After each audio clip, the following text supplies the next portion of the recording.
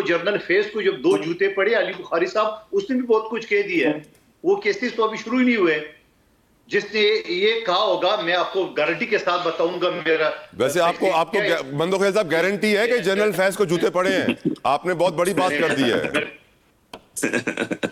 Sir, आपको guarantee है कि जनरल फैज को जूते पड़े हैं? क्या होगा? अच्छा, ओके ओके। मैं कहता हूँ उल्टा। अच्छा सुन, पर मेरे जवाब तो सुन ले पूरा। मैं कहता हूँ जूते पढ़ने भी चाहिए। मैं तो कहता हूँ उल्टा लटकाया होगा उसको, क्योंकि उस शख्स ने आर्मी चीफ की अपॉइंटमेंट रोकने के लिए पीटीआई को उकसा है कि जाके धरना दो। उस शख्स ने फौज के अंदर बगावत करने की कोशिश की है। उस शख्स ने पीटीआई के वर्कर को उकसाया कि कोर कमांडर हाउसेस पे कब्जे कर ले। उस शख्स ने यह कहा कि मैं तहयात आर्मी चीफ होऊंगा, इमरान खान साहब तहयात सदर पाकिस्तान होगा। ये सारी प्लानिंग तो उसकी थी, इस्तेमाल पीटीआई हुआ। तो आप मुझे बता दो, फिर अच्छा किया फौज ने कि सबसे पहले उन्हीं से शुरुआत की है। आप मुझे बता दो कि जनरल फेस का अकेले में क्या फायदा हो सकता था, और क्या ये पीटीआई जनरल फेस की इशारे पे चल रही थी? यकीनन दोनों की मुशावरत पे चल रही थी, दोनों की मुशावरत पे ये फैसले हो रहे थे।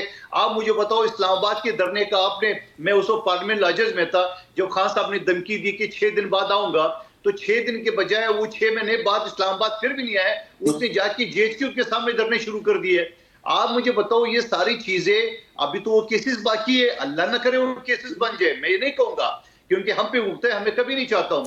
लेकिन ये कहना कि मैं वज़ीर आज़म हूं और मुझसे मिलने कोई पाबंदी नहीं है, भाई आप वज़ीर आज़म थे, हो नहीं, आप एक सजा याफ्ता हो। आपका जब सजा खत्म हो जाएगी तो यकीनन आप साबिक वज़ीर आज़म भी कहलाएंगे। आप इनोसेंट चाइल्ड भी कोर्ट के नजर में जो कहता है, अंडर ट्रायल को इनोसेंट चाइल्ड कहते हैं। तो ये सारी चीजें होंगी, लेकिन सवाल फिर अगेन मैं कहता हूं कि इमरान खान साहब की बात दुरुस्त है कि उनको प्रॉपर वकालत या प्रॉपर एजुकेशन नहीं मिल रही। सॉरी टू इंटरप्ट, एक ब्रेक लेनी है, ब्रेक से वापस आके आगे बढ़ाएंगे। मंदोखेल साहब भी हमारे साथ होंगे, अली बुखारी साहब भी हमारे साथ होंगे। Viewers don't go anywhere, will be right back. Welcome back viewers, discussion को आगे बढ़ाएंगे। मंदोखेल साहब, आपसे शुरू करना चाहूंगा। अब मैं आपसे बात करना चाहूंगा सर, मुल्क में लॉ एंड ऑर्डर सिचुएशन की। हम जानते हैं बन्नू में एक इंतहाई अफसोसनाक हमला किया गया खवारिज की जानिब से गुज़िश्ता रात, इसका मुंह तोड़ जवाब दिया हमारे जवानों ने। लेकिन अगर मैं साल 2025 के पहले 2 महीनों पर नजर डालूं मंदोखेल साहब, 153 टेररिस्ट अटैक्स हो चुके हैं पाकिस्तान में, मोस्टली KPK एंड बलूचिस्तान, जिसके अंदर हमारे 47 सिक्योरिटी एहलकार शहीद हैं, 126 जख्मी हैं। साल 2024 में 444 दहशतगर्दी के हमले हुए, 2546 अफराद शहीद हुए, और ये गुज़िश्ता 9 सालों का हाईएस्ट नंबर था 2024 में। सर, अब ये दहशतगर्दी यकीनन एक बहुत बड़ा प्रॉब्लम है पाकिस्तान का, जिसका मुकाबला हम काफ़ी वक्त से कर रहे हैं, पर हम कामयाब नहीं हो पा रहे हैं इसका खात्मा करने के लिए। और आज भी वज़ीर आज़म ने कहा है कि 80,000 जानों का नजराना पाकिस्तानी दे चुके हैं। लेकिन जब भी दहशतगर्दी का जिक्र आता है, हम कहते हैं अफगानिस्तान अफगानिस्तान अफगानिस्तान, सब उनका कसूर है, हम बिल्कुल ठीक है। Your views on it Mandokhel साहब? देखिए, पहली बात तो ये है कि 18वीं तरमीम के जरिए लॉ एंड ऑर्डर जो जिम्मेदारी है वो सूबाई हुकूमतों का है, चाहे बलूचिस्तान हो चाहे खैबर पख्तूनख्वा हो। लेकिन मैं ये भी कहूंगा कि वफाक की भी जिम्मेदारी है, क्योंकि वफाक भी सुबह से टैक्स कलेक्ट करते हैं।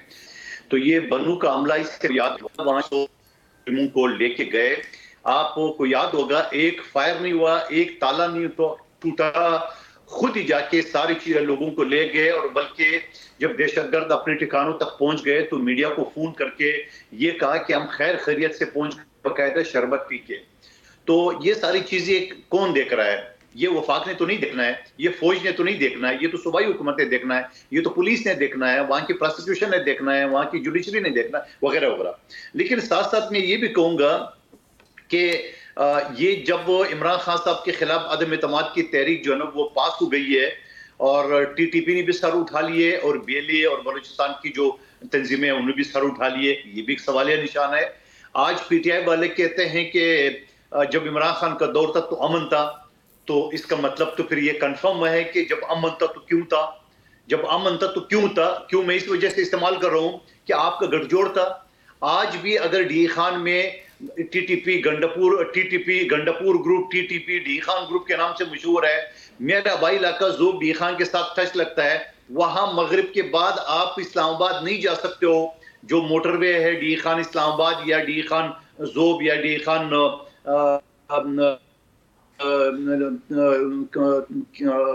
कहते हैं, डेरा इस्माइल खान, तो मैं ये कहूंगा कि ये क्या है। अगर पीटीआई वाले दावा करे कि हमारे दौर में दहशतगर्दी नहीं थी, तो उसका खुलासा खुद बता दे कि क्या उनकी, जो इमरान खान साहब टीटीपी के लिए दुनिया भर से फंड रिलीज करने की बातें करता था, क्या उनकी दफातर खोलने की बातें करता था, तो फिर हम क्या समझे, खुद ही बता दे। लेकिन फिर भी मैं ये कहूंगा कि ये हम तमाम की जिम्मेदारी है, तमाम पाकिस्तानियों की, तमाम अदारों की, कि ये दहशतगर्दी का मुकाबला कैसे किया जाए और उस पर काबू कैसे पाया जाए। चाहे उसके लिए आपको अफगानिस्तान से ही बात करनी पड़ी, यकीनन मैं ये भी कहूंगा, मैं ये बात मानने को तो तैयार नहीं हूं कि सूबाई सतह पे बात कर ले, क्योंकि सूबे के पास कोई इख्तियार नहीं है, लेकिन वफाक के सतह पे होना चाहिए।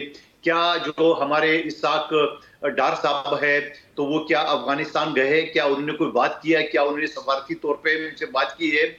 और क्योंकि अफगानिस्तान में जो तालिबान की हुकूमत है, वो पिछले 40 साल से तो हम ही पाल रहे थे, पिछले 40 साल से तो हम ही सपोर्ट कर रहे थे। पिछले 40 साल में, यानी 1996 में तालिबान ने अफगानिस्तान पे कब्जा नहीं किया है, और अभी कुछ साल पहले उसने कर दिया है, तो ये भी वजह सबको मालूम है कैसे कर दिया है। तो मैं ये कहूंगा कि जहां पे हमारी जो भी लोगों के उनके साथ राब्ते थे, वो अपने राब्ते दोबारा जोड़ के और उनको अमन पे राजी कर दे। आज अगर ट्रंप जो है यूक्रेन और रूस को राजी कर सकता है, आज अगर ट्रंप दोबारा चढ़ाई करने की कोशिश कर रहा है कि हमने जो असला दिया था अफगानिस्तान को तो वो वापस लेंगे, तो उसका मतलब क्या है? इसका मतलब ये वो दोबारा चढ़ाई करेंगे। दोबारा चढ़ाई करेंगे तो फिर पाकिस्तान का क्या होगा, ये भी आप अंदाजा लगा रहे। या हम इस चीज पे खुश हो जाए कि चलो सही है, ट्रंप चढ़ाई कर पाकिस्तान पे तो हमें 2% और मिल जाएंगे। तो मेरे ख्याल में अगर आप 2% के चक्कर में हो गए तो फिर तो हम तो नहीं हो सकता है। फिर well said sir, well said. Bukhari साहब, your views on the situation? देखें यार, बात बड़ी सिंपल सी है, इसमें कोई रॉकेट साइंस नहीं है। हम जब भी कहते हैं कि जी हमारे दौर के अंदर जो है वो हमेशा अमन रहा, तो हमारी प्रायोरिटी क्या थी? हमारी प्रायोरिटी पाकिस्तान की सोवरेनिटी थी, हमारी प्रायोरिटी पीस थी, peace with the neighbours as well.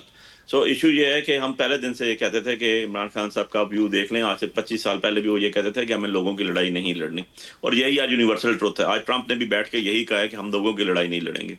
सो जिस बल्कि अपने प्रायोरिटीज होती हैं, उनको अपनी प्रायोरिटीज ही रखना चाहिए, नंबर 1। नंबर 2 चीज़ ये है कि तालिबान अगर हुकूमत अफगानिस्तान में मौजूद है, तो आज वही तालिबान के फॉरेन मिनिस्टर को रेड कारपेट पे प्रेसिडेंट शी जो है चाइना में बुलाता है और उनसे बात करता है। सो मीनिंग बाय कि वो गवर्नमेंट है जिसको रिकग्निशन मिल गई है दुनिया के अंदर, या मिल रही है, या उसको बड़ी ताकतों ने, चाइना ने और इन लोगों ने, ईरान ने, इन सब हमारे हमसाये लोगों ने उनको एक्सेप्ट किया है। सो अब जब हम एक्सेप्ट करते हैं तो हमें अपनी कॉस्ट के ऊपर चीज़ें करनी चाहिए। देखें, जब हम कहते हैं कि हमारे दौर में हमेशा इस्तेकाम रहा, तो उसमें एक एलिमेंट है। मैं कहता हूँ कि खान साहब ने एक डेयरिंग स्टेप लिया कि हमारी गवर्नमेंट के अंदर 2018 से 22 के अंदर एक ड्रोन हमला नहीं हुआ, अल्हम्दुलिल्लाह जी। ऑन द अदर साइड आप पीपल्स पार्टी के दौर 2007 से शुरू कर दें, 2018 तक आ चुके हैं, तो सैकड़ों की तादाद में पीपल्स पार्टी या नून के दौर में हमला हुआ। एक के भी उसके ऊपर मुझे किसी का निकाल के बता दीजिएगा इनकी टॉप लीडरशिप में जिसने इसको कंडेम किया हो। सो द इशू ये है कि आपका लॉ, आपका जस्टिस अपने मुल्क की, अपनी टेरिटरी के अंदर खुद होना चाहिए। इसी तरह अगर हम आगे चलें तो बात यह है कि जब आप अपने नेबर मुल्कों के साथ तल्लुकात रखते हैं तो वो बराबरी की सतह पे होते हैं, और उसके अंदर प्रायोरिटी क्या होनी चाहिए? अपने लोगों का दिफा, अपने लोगों की प्रॉस्पेरिटी, अपने लोगों को आगे लेके जाना, अपने मुल्क को तरक्की कराना। अब हम अगर किसी के आलाकाल बन के काम करेंगे तो ऑब्वियसली उसका रिजल्ट वही होगा जो पिछले कई दहाइयों से हम बर्दाश्त करते हैं। आज मैं आपसे ये क्वेश्चन तो कर सकता हूँ ना, मुंदोखेल साहब इसको एड्रेस कर सकते हैं कि कितनी दहशतगर्दी इंडिया में हो रही है, कितनी दहशतगर्दी चाइना में हो रही है, कितनी दहशतगर्दी जो है वो ईरान में हो रही है, कितनी दहशतगर्दी इवन अफगानिस्तान में हो रही है। सबसे ज्यादा अगर इस टेरिटरी में देखें तो सबसे ज्यादा सफर हम लोग कर रहे हैं। हमारे लाखों लोग शहीद हुए, हमारे फौजी जवान शहीद हुए, हमारे सिविलियन शहीद हुए, 80 से 90 हज़ार की तादाद से एक्सीड कर चुकी है जो शहादतों की तादाद है। और जो माजूर हुए हैं, जो इसकी वजह से जिन लोगों की लाइफ जो है डिस्टर्ब हुई है, उनको आप देखें तो वो क्या पता 2 लाख से भी ज्यादा हो गए, उनकी तो एग्जैक्ट फिगर अभी तक कोड नहीं हो सकी। सो बात यह है कि हमें अपनी प्रायोरिटीज चाहिए, और अपनी प्रायोरिटीज के लिए हमेशा अपनी प्रायोरिटी को, आप जब अपने पीस को, अपने अमन को, अपनी चीजों को प्रायोरिटी पे रखेंगे तो आपको रिजल्ट भी मिलेगा ना।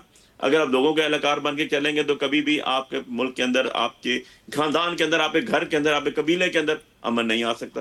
प्रायोरिटीज जो है हमेशा आपकी वही होती हैं जो आपकी अपनी स्टेट के लिए हो, जो आपके अपने मुल्क के लिए हो, जो अपने रहने वाले लोगों के लिए हो।